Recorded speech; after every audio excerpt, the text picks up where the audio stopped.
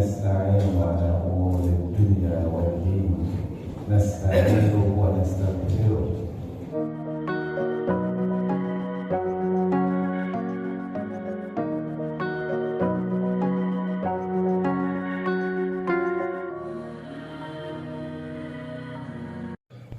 Kita ingin menyampaikan kedudukan 7 ajar dalam agama. Sebelum kita menyambung, tinggal beberapa lagi petuah amanah yang akan kita sampaikan. Tapi sebelum kita menyampaikan petuah amanah yang berikutnya, terlebih dahulu kita ingin mengingatkan diri kita.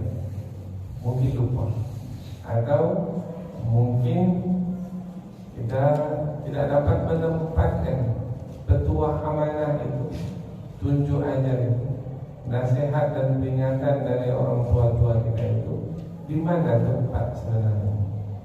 Tempat petuah amanah itu di mana? Kedudukannya itu di mana?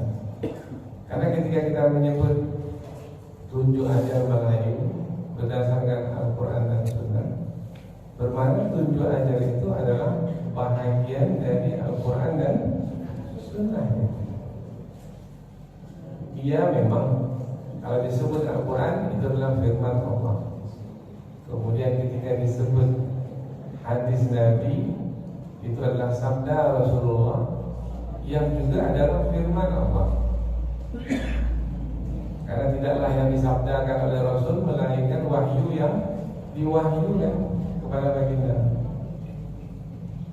Tetapi orang tua-tua kita dahulu, para alim ulama, cerdik pandai kita, apabila bertutur kata memberikan petuah dan amanah, pastilah petuah dan amanah yang mereka berikan itu berdasarkan kepada Al-Quran dan As-Sunnah.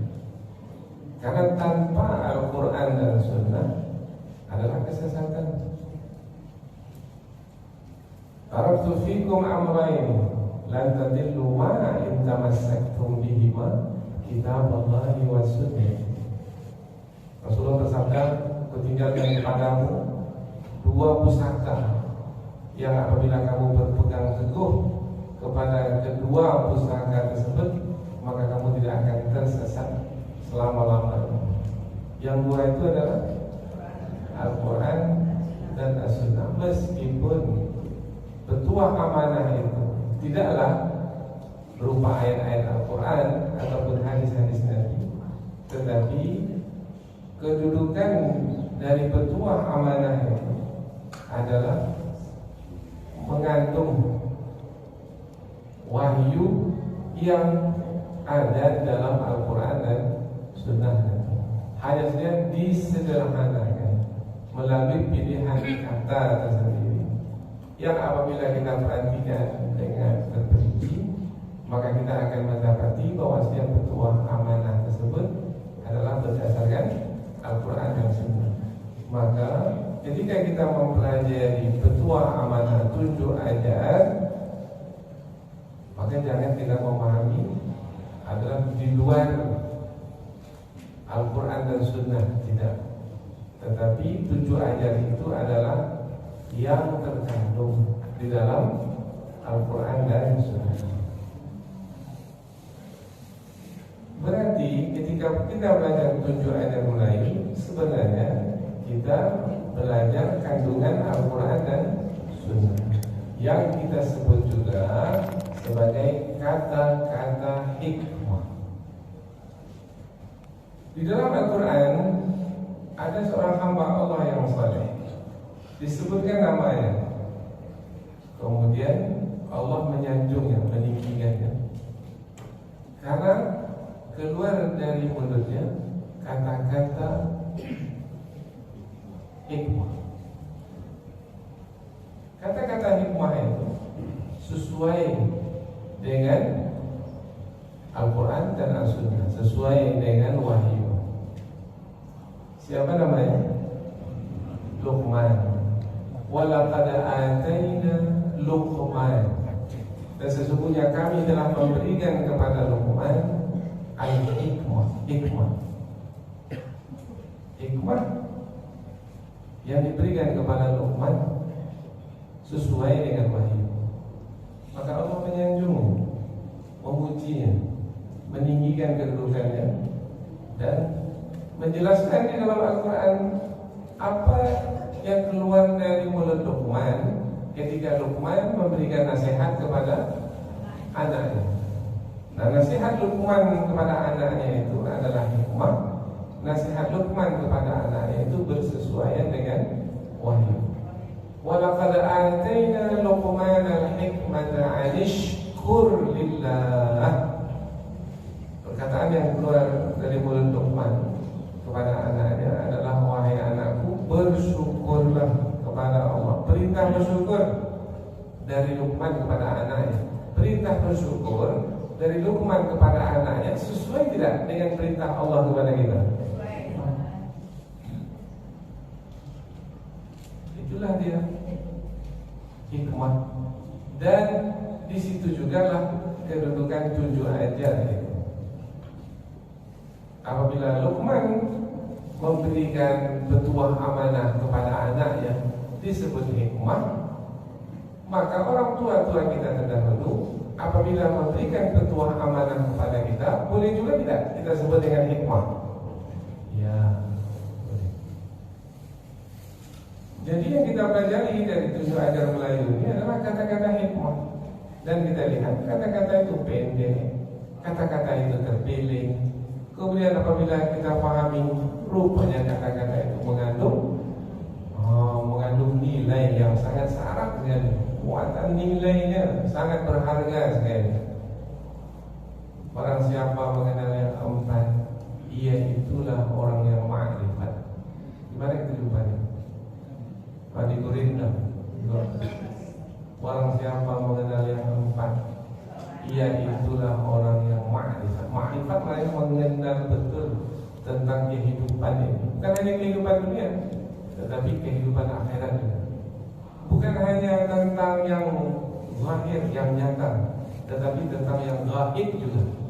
Karena yang ada ini bukan hanya yang nyata, tetapi juga yang gaib. Alimul ghaibi wasyahadah. Allah mengetahui yang nyata dan juga yang gaib. Berarti ada yang nyata, ada yang gaib. Siapa mengenal yang keempat, ia itulah orang yang ma'rifat. Yang empat itu apa? Yang empat itu adalah barang siapa mengenal Allah, maka ia tidak akan menyala. Kemudian barang siapa yang mengenal dirinya, diri, tadi Allah, diri. Barang siapa yang mengenal dirinya, maka dia akan mengenal Allah Subhanahu wa ta'ala yang menciptanya, yang mengaturnya, yang menguasai hidupnya, yang menghidupkannya dan yang mematikannya, yang menggembirakannya dan yang menyedihkannya, yang mengkayakannya dan memiskinkannya, yang menguatkannya dan melemahkannya. Ini orang yang ma'rifah, mengenal Allah, mengenal diri. Apa yang luar ini? Mengenal akhirat, mengenal dunia. Dia mengenal akhirat yang mendatangkan manfaat. Mengenal akhirat yang mendatangkan manfaat akan mengenal pula dunia yang mendatangkan mudarat. Barang siapa mengenal akhirat, tahulah ia dunia mudarat.